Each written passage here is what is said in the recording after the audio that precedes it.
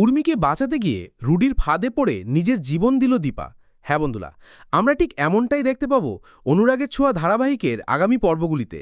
উর্মি যখন নিজের জীবন দিয়ে সবকিছু শেষ করে দিতে চেয়েছিল, ঠিক সেই সুযোগটা নিয়ে রুডি ও কুন্তলা পালিয়ে যায় সেনগুপ্ত বাড়ি থেকে।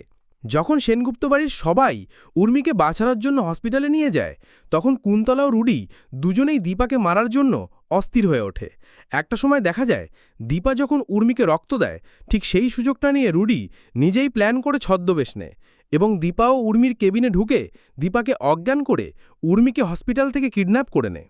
উর্মিকে রুডি ও কুন্তলা মিলে চেয়ারের সঙ্গে বেঁধে জিজ্ঞেস করে, উর্মি, এবার তোকে চিরতরে শেষ করে ফেলব, দেখি দীপা সেনগুপ্ত কিভাবে এবার তোমাকে বাঁচায়।